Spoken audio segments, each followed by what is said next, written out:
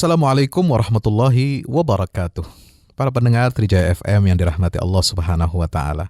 Kali ini kita akan membahas tentang nama Allah Subhanahu wa taala yang indah lagi mulia, yaitu Al-Muhaimin.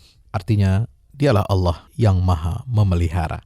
Al-Muhaimin, Allah perkenalkan nama ini kepada kita dengan menyatakan bahwa dirinya adalah Al-Muhaimin, zat yang Maha memelihara. Sebagaimana tertuang dalam surah Al-Hasyr ayat 23, Huwallahu la ilaha illa huwal malikul quddusus salamul mu'minul muhaiminul azizul jabbar. Dialah Allah, tiada Tuhan selain Dia. Dialah Raja yang Maha Suci, yang Maha Sejahtera, yang mengaruniakan keamanan, yang memelihara Al-Muhaimin. Apa itu arti Muhaimin? Al-Muhaimin adalah zat yang memelihara dan mengurusi segala permasalahan makhluknya. Tidak ada satu persoalan pun, tidak ada satu hal pun yang kecil ataupun yang besar di dunia ini, kecuali semuanya dalam pantauan, dalam pengawasan, dan dalam pengurusan Allah Subhanahu wa ta'ala, dalam pemeliharaan Allah Subhanahu wa ta'ala. Wa indahu mafatihul ghaib. Dalam surah Al-An'am, Allah Ta'ala mengatakan, Dia memiliki semua kunci-kunci yang gaib. Kunci-kunci yang gaib itu.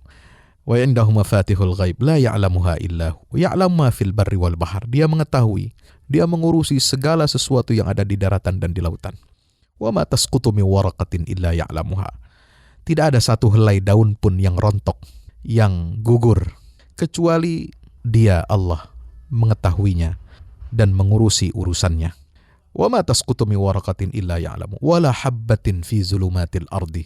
Bahkan tidak ada satu biji pun yang tumbuh dalam kegelapan tanah. Wala habbatin fi zulumatil ardi wala ratbin wala yabisin. Ataupun tanah yang basah atau kering. Wala habbatin fi zulumatil ardi wala ratbin wala yabisin illa fi kitabim mubin. Kecuali semuanya itu diatur, tercatat, terpelihara di dalam kitab yang nyata. Subhanallah, itulah kekuasaan Allah Subhanahu wa ta'ala. Imam Ibnu Katsir meriwayatkan dari Ibnu Abbas bahwasanya Al-Muhaimin adalah zat yang menyaksikan setiap perbuatan makhluknya. Itu sesuai dengan firman Allah dalam surah Al-Mujadilah ayat 6, surah Yunus ayat 46, dan surah Ar-Ra'd ayat 33. Sementara ulama lain menafsirkan Al-Muhaimin dengan zat yang menyaksikan apa yang diucapkan atau dilakukan oleh semua makhluknya. Penafsiran yang paling baik atas nama Allah Al-Muhaimin ini disampaikan oleh Imam Al-Ghazali. Bagaimana Imam Al-Ghazali menafsirkan atau memaknai nama Allah Al-Muhaimin ini? Beliau menulis, Al-Muhaimin dalam konteks Allah adalah zat yang mengatur perbuatan. Dialah yang mengatur rezeki dan kematian mereka. Dan bentuk pengaturannya adalah Dia melihat, menguasai, dan menjaganya. Karena seseorang yang menjadi pengawal harus menguasai dan menjaga substansi permasalahan. Bagi Allah Subhanahu wa ta'ala, Dia adalah yang memelihara. Maka istilah mengawasi atau al-haimanah mengacu kepada kesadaran. Penguasaan mengacu kepada kemampuan yang sempurna dan penjagaan mengacu kepada tindakan. Maka pengertian yang mencakup seluruh pengertian di atas itu adalah tercakup dalam nama Allah yang tinggi dan mulia, yaitu Al-Muhaimin. Itulah makna yang sempurna yang hanya bisa dilekatkan untuk Allah Subhanahu wa ta'ala. Para pendengar Trijaya FM yang dirahmati Allah Subhanahu wa ta'ala, Allah juga menjelaskan bahwasanya Al-Quran itu adalah muhaiminan. Apa arti muhaimin di sana? Artinya adalah batu ujian terhadap kitab-kitab terdahulu. Sebagaimana dinyatakan dalam surah Al-Maidah ayat 48, bahwasanya wa anzalna ilaikal kitaba musaddiqan lima baina yadayhi minal kitab wa muhaiminan alaihi. Kami telah turunkan kepadamu Al-Quran yang membenarkan apa yang ada turun sebelumnya, yaitu kitab-kitab yang turun sebelumnya dan merupakan batu ujian bagi kitab-kitab sebelumnya itu.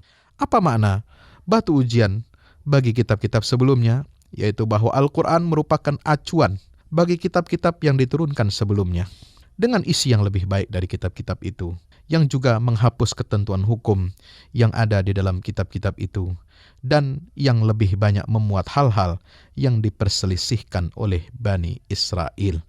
Maka itu Al-Muhaimin adalah Allah Subhanahu wa ta'ala, dan perwujudan dari sifat haimanah Allah, pemeliharaan Allah atas seluruh makhluk ini, kita harus berhati-hati dengan segala tindakan kita, dengan segala ucapan kita, karena semuanya terekam, ada pada Allah Subhanahu wa Ta'ala. Maka kita harus berhati-hati dan mewaspadai agar kita senantiasa menjadi hamba Allah yang senantiasa bertakwa kepada Allah Subhanahu wa Ta'ala. Demikian, mudah-mudahan bermanfaat. Saya Fahmi Salim dari Majelis Ulama Indonesia menghaturkan jazakumullahu khairan. Wassalamualaikum warahmatullahi wabarakatuh.